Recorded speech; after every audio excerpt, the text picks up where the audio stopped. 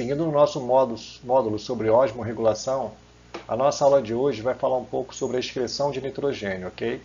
Então vamos em frente. Bom, a quebra dos aminoácidos ela gera a produção de amônia, né? Um composto nitrogenado, um resíduo nitrogenado. E esse resíduo nitrogenado ele é bastante tóxico para as nossas células, então é necessário que ele seja excretado do nosso corpo. E aí ele pode ser excretado sob a forma, né, da amônia propriamente dito, ou do seu íon, né, do seu íon amônio, né, protonado. Também podemos ter algumas outras estratégias, né, que vão fazer a formação de outros resíduos metabólicos, como é o caso do ácido úrico, para que a gente possa excretar então essa amônia produzida, ou então sob a forma de ureia. Então esses são os três principais resíduos nitrogenados que são excretados pelos animais na natureza.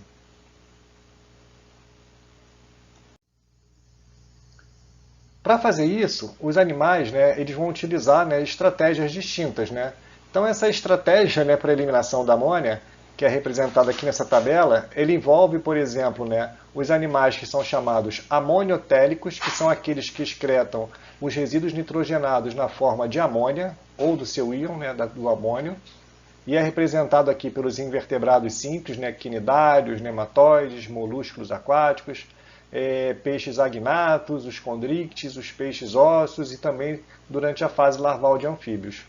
Além disso, nós observamos também, né, outras estratégias que podem fazer com que a gente acumule algum grau de resíduo nitrogenado, como é o caso, por exemplo, do ácido úrico.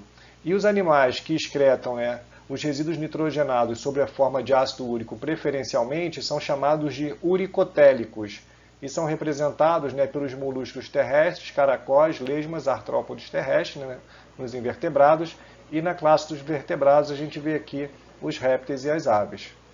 Bom, uma outra forma, né, uma outra estratégia é também eliminar a ureia, né, os resíduos nitrogenados sob a forma de ureia. E os animais que utilizam essa forma de excreção são chamados de ureotélicos, ok? Então são representados por alguns peixes ósseos, peixes pulmonados, né, durante a estivação e também todos os mamíferos. É curioso a gente ver, né, que embora esses animais tenham, né, como é o caso, por exemplo, do homem, né, que é um mamífero, ele tenha predominantemente a excreção de resíduos nitrogenados sobre a forma de ureia, ainda assim o homem também pode utilizar a eliminação, né, de ácido úrico e também de amônia. Ok? Então, quase todos os animais eles são capazes, muitas vezes, de excretar uma dessas três formas, né, de resíduos nitrogenados. O amoniotelismo, que é a forma de excreção utilizada pelos animais, né, a estratégia excretória utilizada pelos animais de ambientes aquáticos, ela é geralmente representada pela excreção da amônia, ok? O NH3. E essa amônia ela é muito tóxica, como a gente viu no slide anterior, comentou no slide anterior, e ela não pode ser armazenada por esse organismo. Por isso ela precisa ser excretada imediatamente. E ela é excretada como solução diluída, o que gera uma grande perda de água. Por isso que a gente observa, né, que para animais de ambientes aquáticos, né, a excreção da amônia não é um grande problema, uma vez que eles têm disponibilidade de água o tempo todo, em função deles estarem dentro desses ambientes aquáticos. Ok? A amônia, né, ela vai ser excretada, né, sobre a forma do NH3 e também sobre a forma de NH4+. E esse balanço, esse equilíbrio em NH3 e NH4+, depende, né, do pH do meio, ok? E geralmente em meio fisiológico, em pH fisiológico, a gente vai observar, né, desses animais que é excretado preferencialmente sobre a forma de NH4, que é o que acontece, por exemplo, né, com os peixes marinhos. Então, na verdade, aqui mais uma coisa para a gente ver, é que a produção dessa amônia, né, depende de diversas reações bioquímicas dentro do corpo desse animal. E aí é claro que isso leva a um gasto energético. Mas comparado com as outras duas estratégias de excreção de resíduos nitrogenados, né, os uricotélicos e os ureotélicos, os amoniotélicos eles têm um gasto energético menor do que esses outros animais, mas ainda assim existe gasto energético para a produção aí, né, e excreção dessa amônia. Então o que acontece é que durante a quebra dos aminoácidos ocorre a liberação de amônia. Essa amônia então é transferida, por exemplo, para o 2-oxoglutarato, né, através de enzimas chamadas de aminotransferases, que vão fazer a formação do glutamato. E esse glutamato, por sua vez, né, ele pode sofrer, né, um processo lá de forma oxidativa, feita pela glutamato desidrogenase, para que aconteça então a liberação dessa amônia que foi adicionada a esse glutamato. Então esse glutamato sofre remoção, né, do resíduo amino dele, formando então essa amônia que pode ser excretada, por exemplo, sob a forma de amônio pelos tecidos epiteliais desses animais aquáticos, ok? Como é o caso, por exemplo, das brânquias nos peixes. Por outro lado, é possível também que a gente tenha, né, a transferência de amônia, né, resultante da quebra de aminoácidos também, em direção ao próprio glutamato. Isso é feito por uma enzima chamada glutamina sintase, que vai formar, a partir do glutamato que está sendo aminado, sofrendo uma adição de amônia, a glutamina. E essa glutamina, por sua vez, depois dentro das células, diversas células desses organismos, desses animais, ela pode sofrer a ação da glutaminase para então remover essa amônia. Então a produção de amônia aqui, né, que é feita nesses animais, e depois é claro que vai ser removida através de diversas reações, né, dessas reações químicas em diversos tecidos epiteliais, como a gente tinha comentado. Bom, de uma maneira geral, né, os peixes dulcícolas, eles liberam geralmente sob a forma de amônio, ok? Sob forma de amônia, perdão. Enquanto que os peixes marinhos fazem uma espécie de uma remoção, principalmente sob a forma protonada da amônia, que é o NH4+, ok? Bom, o NH3, por exemplo, ele atravessa a membrana desses tecidos epiteliais por difusão simples, por ser um gás. Enquanto que a forma dele protonada, que é o NH4+, vai atravessar a membrana através de transportadores, que fazem um transporte acoplado do tipo antiporte, trocando por algum outro íon lá nessas superfícies, né? Como a gente comentou, a grande vantagem do amoniotilismo é o baixo gasto energético, mas, por outro lado, ele precisa de uma grande quantidade de água, gera perda de água, o que torna, por exemplo, para os animais de vida terrestre, um problema muito sério ter que fazer a excreção dos seus resíduos nitrogenados sob a forma de amônia.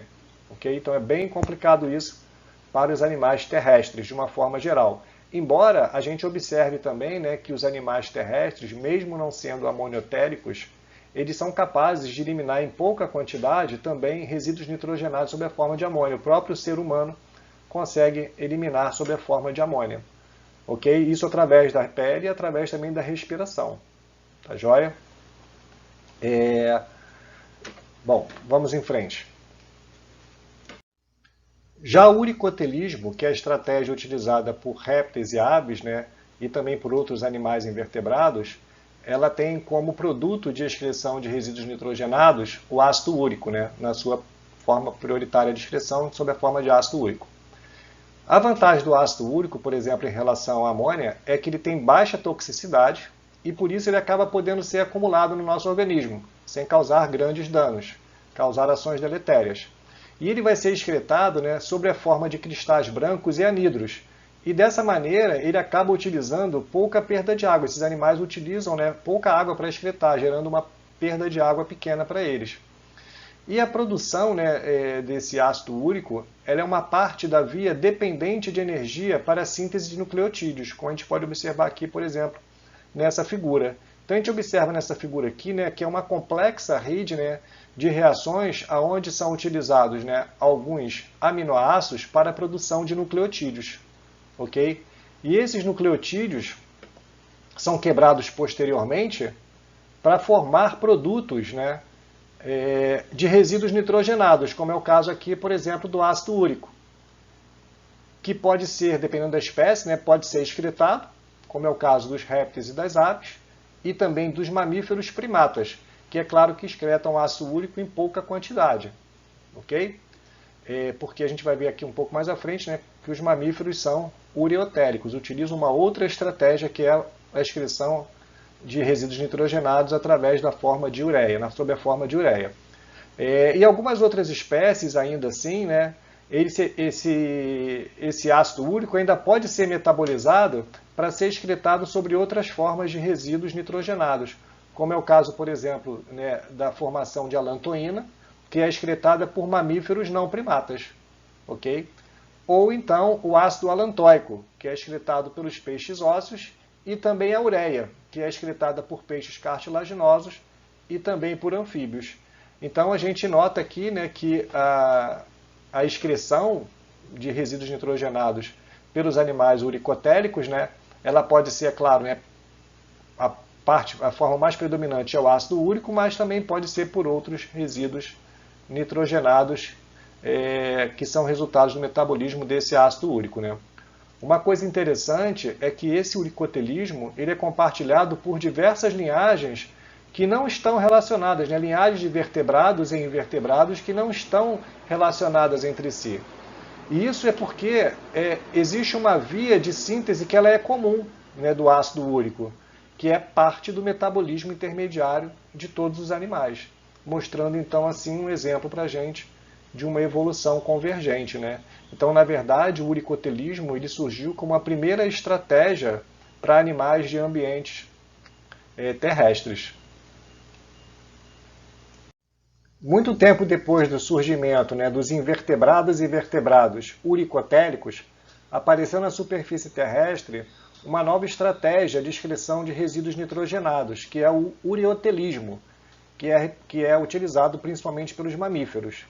Então, esses mamíferos, né, vão utilizar como produto nitrogenado para ser excretado a ureia. E essa ureia ela é produzida através do ciclo da ornitina-ureia, lá no fígado desses animais.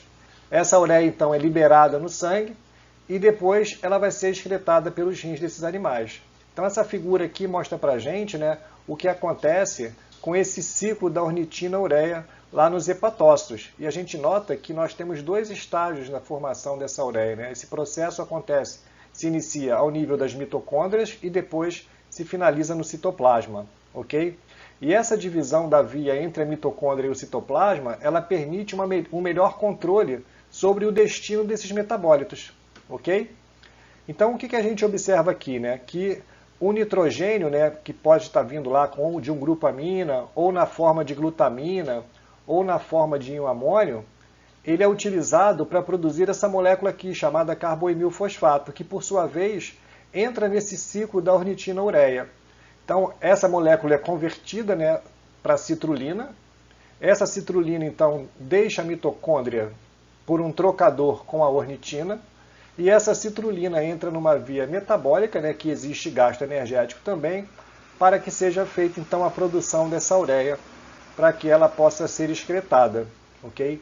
Se a gente for recordar, né, do slide anterior, nos uricotélicos, nós também temos produção de ureia, mas essa ureia que é produzida, né, e é excretada por alguns animais, peixes cartilaginosos, por exemplo, lá, como estava descrito, ela é uma ureia que ela é obtida a partir do ácido úrico, do metabolismo do ácido úrico, ok? É diferente do que acontece com os mamíferos, né? Os mamíferos, a característica principal, né, dessa ureia produzida é que ela justamente envolve esse ciclo que a gente chama da ornitina-ureia. Ok, gente? Então esses são os principais, né, mecanismos e estratégias, né, de excreção de produtos